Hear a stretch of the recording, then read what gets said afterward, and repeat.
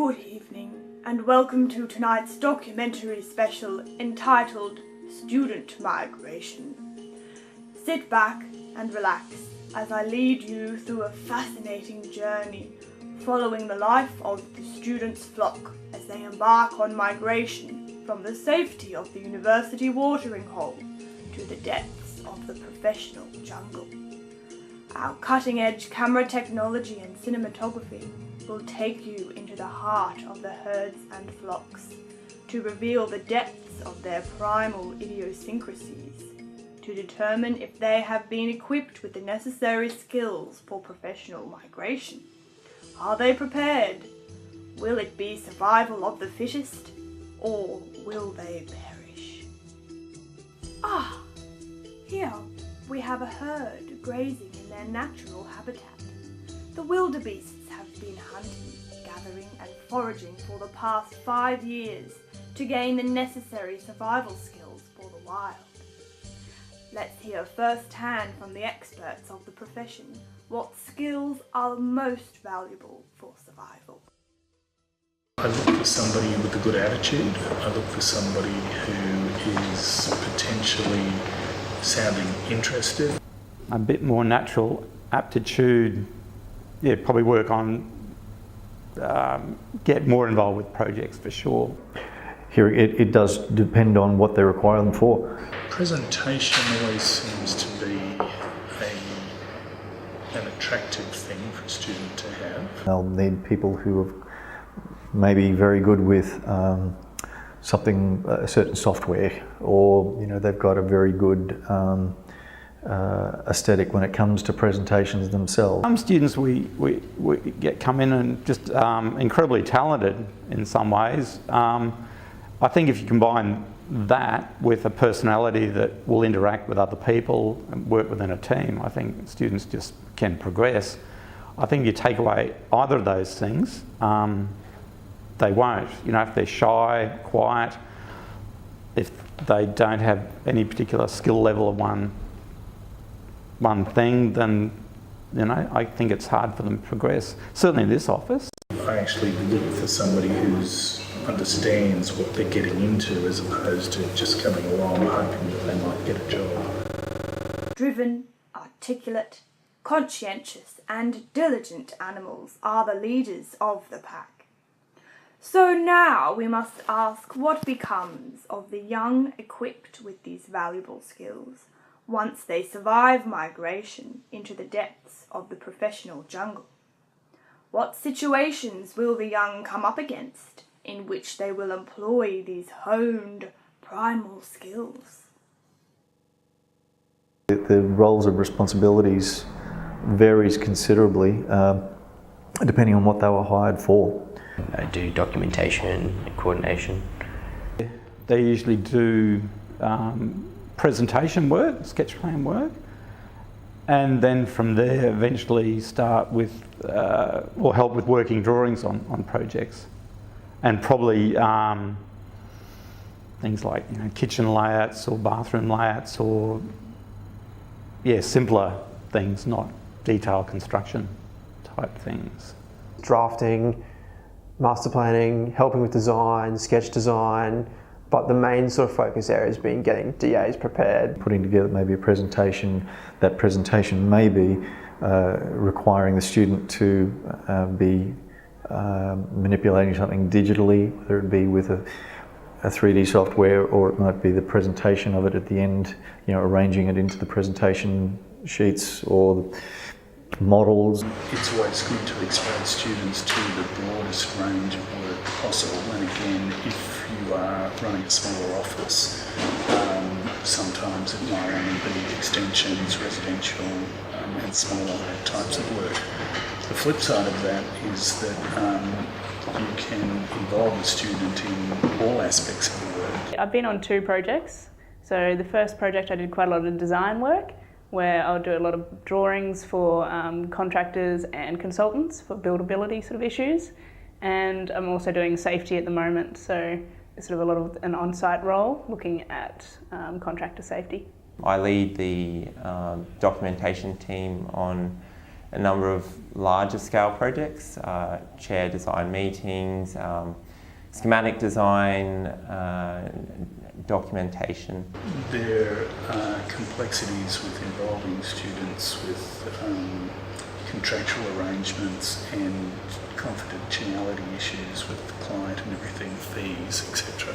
And because of the type time constraints that we're involved with, often they can't afford the time to be able to just give somebody a go to dabble. I'm also on the side the office social coordinator, which is one of the perks of being a student in practice. Now, in the professional jungle, the young may perish without the support of the elders within the tribe. Elders must mentor and nurture the young as they evolve into fully fledged beast, known as the architect. These development systems vary drastically from tribe to tribe. Mentoring is something that we have as a policy. It's one of those policies, though, that is not strictly adhered to and methodically carried out.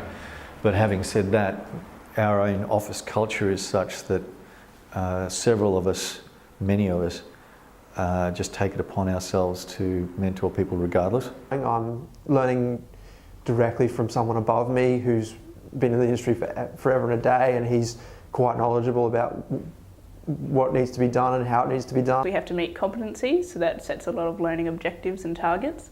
They also provide a lot of professional development courses and lectures on different sort of aspects of the industry. I don't think we have any formal rules. I know we help graduates with registration and getting the sort of experience they can put in a logbook. I think it's a case of really just getting experience and a lot of working drawing experience, a range of experiences actually. Our culture is such that anybody feels fine in asking any question of anybody else. So you'll find a student asking a very menial question of even whether it be one of the managing director or somebody else. It's that type of environment where we're very casual and we appreciate the fact that everybody's got to learn. The relationship you have with others in practice is kind of like a dictator for how much they are willing to invest in you. So if you've got the respect of others in practice, then they're more likely to pass on more valuable information, spend more time with you, and then that can really improve your learning opportunities as a student.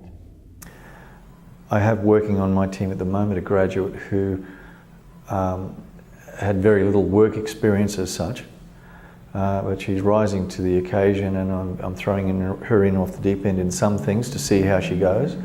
Other areas, I'm just giving her a little bit at a time and trying to mentor her through, see where she's going with things, see how she's going. I sit down with her periodically to teach her the skills that she needs for what I see would be the next step for her, and where I can delegate and know that, okay, she can take care of that. Our world-first look into the lives of these primal beasts has shown us that there are specific skills and abilities required to survive within the professional jungle and to prosper through the various tasks they face. Although the elders of the tribe often play a crucial role in the development of the young, the university watering hole lays the vital foundation for the journey they will embark on. So, are the young prepared for the jungle before they leave the watering hole? Let's find out.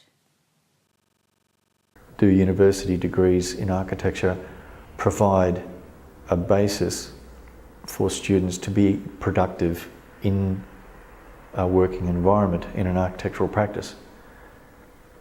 Yes, they do, but is it enough? No. No,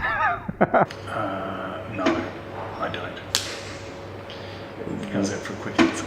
No, not even remotely. I feel like they've taught us how to think. I think that aspect has massively helped. But I don't believe they've given us the technical skills nor the communication skills. You know, we're all about communicating ideas, and they haven't taught us how to communicate effectively, I don't believe. In terms of stress level and working to deadlines and those sorts of concepts, yes, they have. And then the theory side of architecture, yes, they have. In terms of practical use, no. They've given us the very, very basics, but they're still lacking that extra step to say, this is how an office works, this is the process you got to go through, and it's not something that just magically happens out of the ground. It's actually a long-winded process. Uni has this, probably gives students an ideal scenario, whereas in real life there's lots of other factors that come into place. I believe that university prepares you to be able to learn once you are in practice. So when I entered practice in second year, obviously then I didn't have the construction knowledge that I needed, or even necessarily all the communication skills that I needed to work in practice. And in many ways, in fifth year now, I still haven't learned everything that I would need from university. But what university does give you as a student is the core skills that you need to be able to learn in practice. So the ability to problem solve, to think critically and in a systems sort of approach. And then that allows you, once you enter practice, to learn quickly. Ah, yes, very interesting indeed. It was obvious that both the elders and the young were discontented with the preparation received at the university watering hole. Something must change before the flocks become extinct. Might it be that the students need to experience the professional jungle whilst still at university? Yes, I think that work experience should be integrated into university more, because it provides an invaluable opportunity to make contacts and talk to people in the industry and gain that experience. It's very useful come graduation, and you also learn a lot more hands-on practical knowledge, whereas sometimes when you cram for exams and whatnot, you tend to forget it sort of about 2 months later. It's probably the better way to learn, to be honest. Working in a firm has taught me probably more about the industry itself, rather than just the theory of how the industry works. I believe very strongly in it, yes.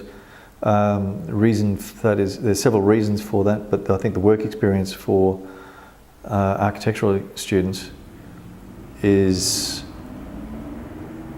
fundamental for, well, one of the main reasons for it is that there's only so many years at university to cover a huge amount of information.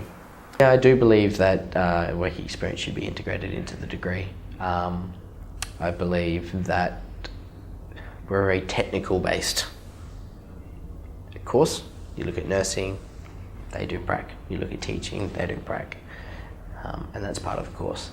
It's part of needing to move in. And I feel like internships through the university is a good opportunity. I've learnt more. I learnt more working in my first year than I did in my whole degree, and that was 4 years. So, I fully support students working in practices because I think it's a very important part of learning for a student. But I would probably be against making it mandatory. I think work experience roles are very useful to students, but I don't think they should be a compulsory requirement of the course. I think some students would benefit from help in finding work experience roles, and you certainly learn a lot to complement your degree when you are working. But at the same time, the flexibility needs to be there to factor in that everybody has different commitments outside of university, and sort of everyone learns differently. There are many aspects that need to be considered. So if there is no workaround and if students have to go and work for somebody just to satisfy their degree, I think that's a really less than ideal circumstance to be exposed to, both for the student and also for the professional, because it becomes an artificial arrangement for both. And that's where, you know, a certain work experience is always going to help that student when it comes to getting a foot in the door in a practice like this to start with. If they haven't had the experience to put them ahead of somebody who has had the experience, it's a very hard ask for them to get that job. How remarkable! It has become clear that undertaking professional work experience, when undertaken in a nurturing environment, better equips the flocks to migrate into the professional jungle. With so many herds venturing out from the waterhole to embark on a journey of survival of the fittest, this is clearly a valuable recommendation to elevate the most cunning students to the leader of the pack.